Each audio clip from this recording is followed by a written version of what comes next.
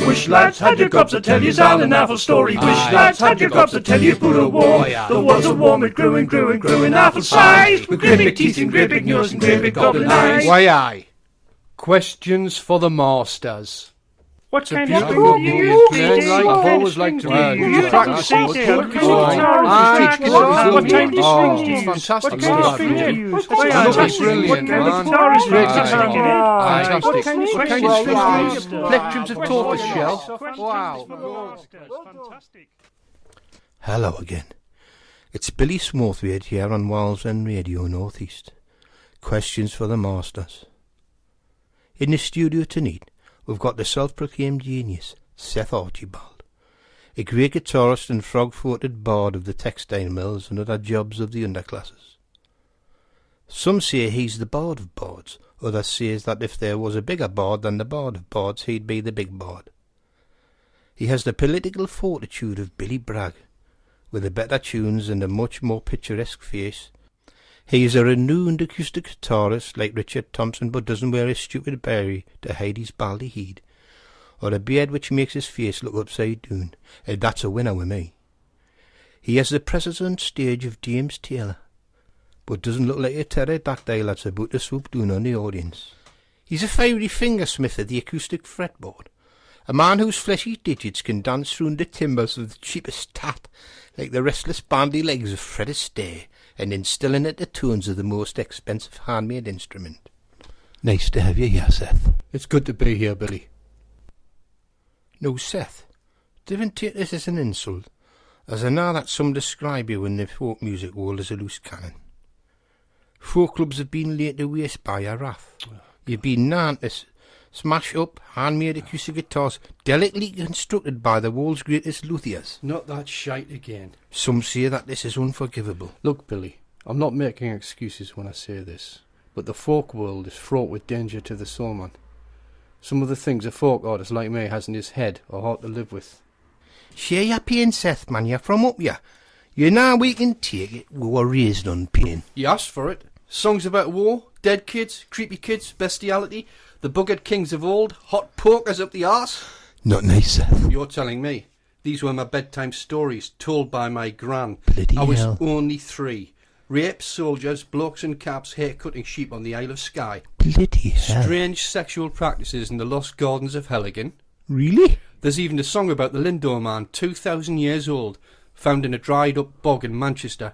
He'd been struck unconscious, ritually strangled, stabbed in the throat, and then flung face down into a boggy pool. Mancunians have been doing it ever since, man. Why, that's a Mancunian mentality, I read, Seth. You been their Beatles, flick knives and important footballers, that's all in there. Bloody southerners. Try gigging, man, at the old tavern on a Saturday night with acoustic guitar and no drugs. It's bloody awful, man. Hello, lads. Here's your refreshments. Tea, fish finger sandwiches and banana sandwiches for afters. Now, did you put the spicy brown sauce on the Reach sandwiches, mother? 'Cause you got them mixed up with John Martin interview last year. God bless his soul. I double check, son. I'll put them down here. Not there, mother. I didn't want the T-rings on me John Martin CD. Put it on the London Wainwright, man. That CD is a small digital circle of misery. See you, lads. Carry on, Seth. Well, what can I say, man? You know, the drugs took over. But it's ancient news now. I wish people wouldn't continually bring it up. It's a week ago, for God's sake. Craig Charles, that amazing poet, took everything God created and still learned his bloody lines for Coronation Street every day. Well, it's nice for me and your fans to know that your mind's back to being razor sharp, Seth. Oh, it is, man, Billy. I enjoy the simple things now, man. It was nice driving to the interview this morning with a clear head, man. The bad weather didn't even bring me down. There was a bit of heavy rain by the Dark Nebula, and I nearly crashed into a bloody satellite as the fog thickened up on the shoulder of Orion. But my head was empty of confusion. Apart from my bipolar mother's shit-stained slippers, of course, which continually plague my visual field. I can never get away from it, man. Sounds like me Auntie Doris. Now, let's take a small commercial break. Blly, handmade knitwear with beautiful textured wool from Mrs. McEwen's Knitwear Emporium. Come and fire up those knitting needles.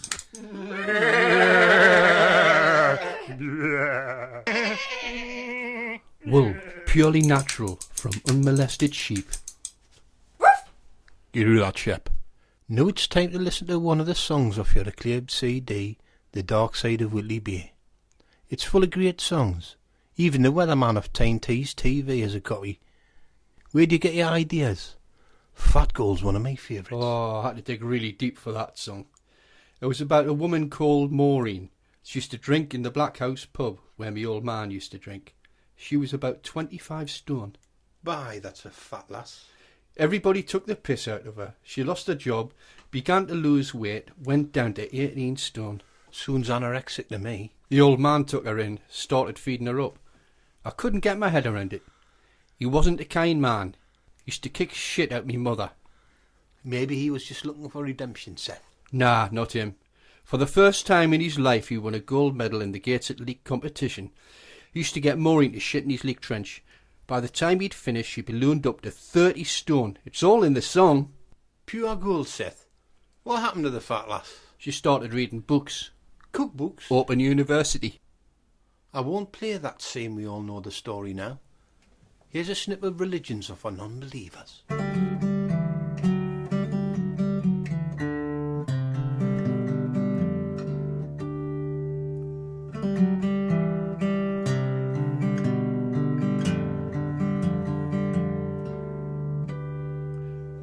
Religions of non-believers, deceivers using man-made words. Holy people say the words are from God, but we know they're not. Richard Dawkins, Isaac Newton, Christopher Hitchens, and me brother. And when I say brother, I don't mean in the religious sense. We are the true believers. The religious lot are the deceivers. Religions of non-believers. Why aye.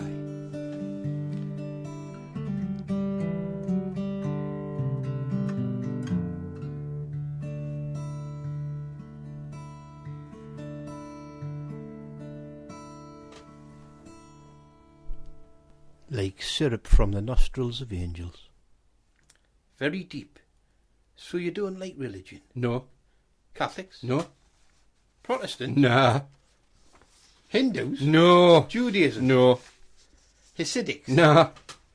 Muslims? I'll just read this. Muslims are great, coolest religion on the planet. Some of them are my best friends. The Quran's an even better book than Lord of the Rings. Some beautiful countryside in Iran. Lovely burgers. Lovely music.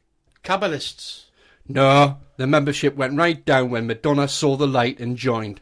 What is it you don't like about religion? Well, it can go skew-whiff, you know. Blokes becoming fundamentalists so they can go to heaven and have their way with 72 virgins. Make it 72 prostitutes and I'll sign on the dotted ancient parchment. I think I'd rather spend eternity with the experts. I feel as though I'm sitting in the presence of the realist, non-pluralist guru here. Pure nuggets of wisdom, Seth. Now, moving on, Seth. How do you prepare for a concert? Maybe you can enlighten us a bit on why you got caught in that gents' toilet off Jarrah High Street. You told the police that you were preparing for a concert. How? I'm going to set this record straight once and for all. I use very heavy strings to punch out my individual sound. My fingers have to be hard. I use urine. Anybody's. Anybody's? If I can't urinate, I put my hands under some bloke who is. God. You have to be careful not to touch the genitalia. People do need their privacy. Oh, I can see that. You have to respect that. Some bloke wasn't aware of my celebrity, thought I was a crevice climber. Simple misunderstanding. Stevie Ray Vaughan used to put super glue on his fingertips. John Renbourn cuts up table tennis balls to stick on his nails to make them extra strong. We all go the extra mile for our art. That's what we do. Aye. But I never heard of John Renbourn breaking up any Chinese table tennis matches to steal their ping pong balls. I don't know. Track 4's a heartbreaking song about a soldier, a light in the night. But before that, another commercial break. Come to the Royal Oak in Reckington. The number 9 boss will get you there quick. Splendid food in our oriental kitchen, cooked by our amazing third generation Chinese chef. In the bar, topless waitresses on skates. You get your beer quick, and it's much more fun than stationary serving. The Royal Oak Reckoning. If you're really flush, you can take your lass and all. I'll drink to that. Back to the song, Seth. Well, it's a song about my Uncle Bobby. He joined the army because he'd seen their health plan adverts. He was involved in the nuclear bomb tests. Aye. He spent the last 25 years of his life lit up like a 40-watt light bulb. Auntie Ethel used to knit by him when they couldn't afford electricity. Moths used to die in him when he walked back from the pub at night. You know. Buggers in moths, man. I'm sorry I'm a bit choked here. I can understand that, Seth. You take your time. He used to give some of the moths names. Anyway, the people up there, they used to call him the Mothman of Windy Nook. Upsetting it was, you know. People can be especially unkind. for his family and that, you know. Aye. The man glowed heroism. When they opened up his coffin to pay last respects, it lit up like a fridge. Dear me. Let's have a listen.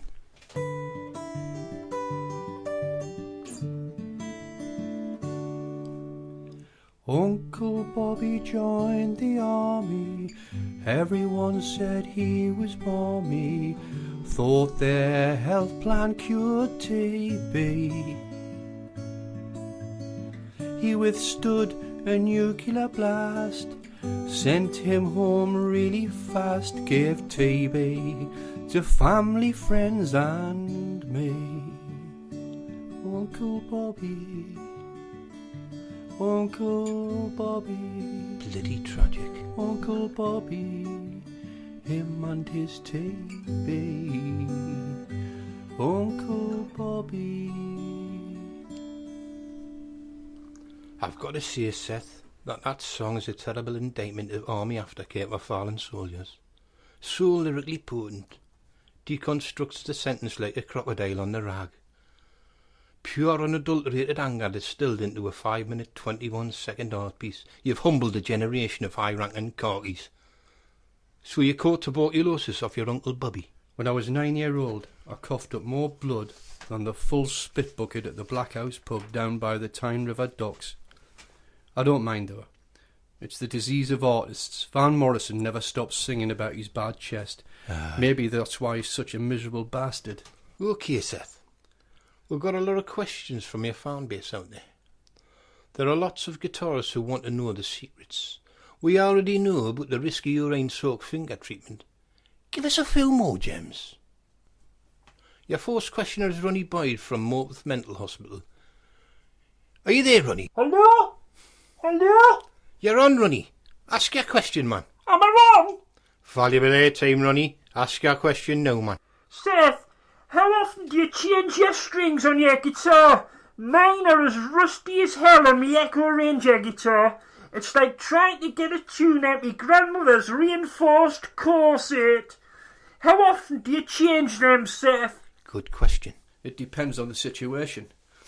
In a song I can play in about 10 different tunings. Sometimes I change the strings after every chord. Word of advice, mate.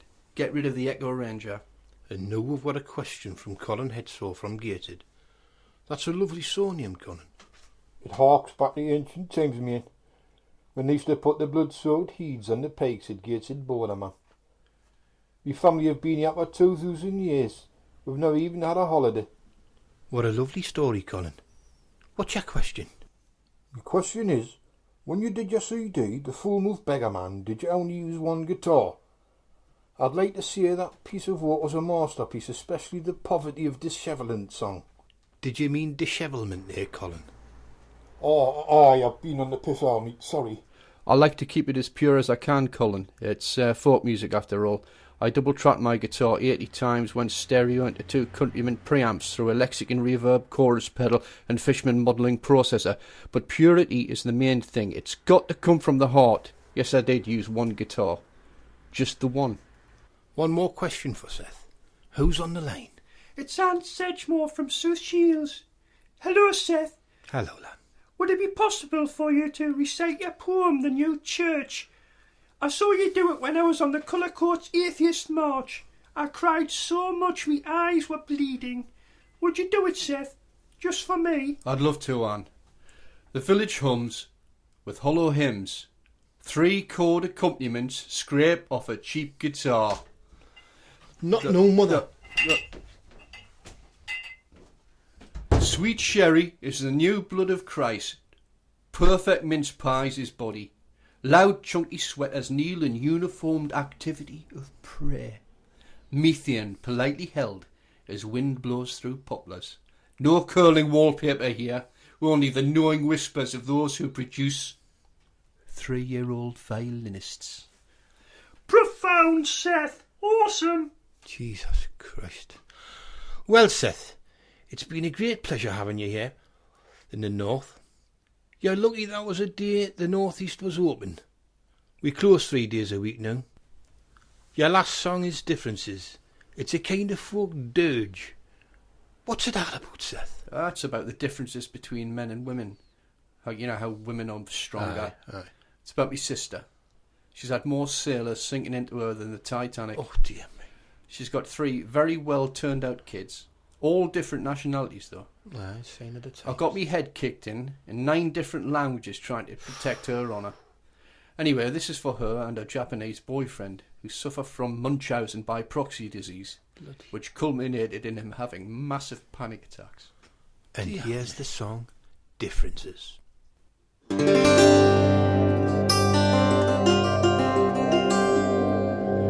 He was an oriental bad lad in the northern wastes of Gateshead. My sister met him in Southwell Park, the Japanese bloke looked deed. She brought him back to life, he took her for his wife. Yeah.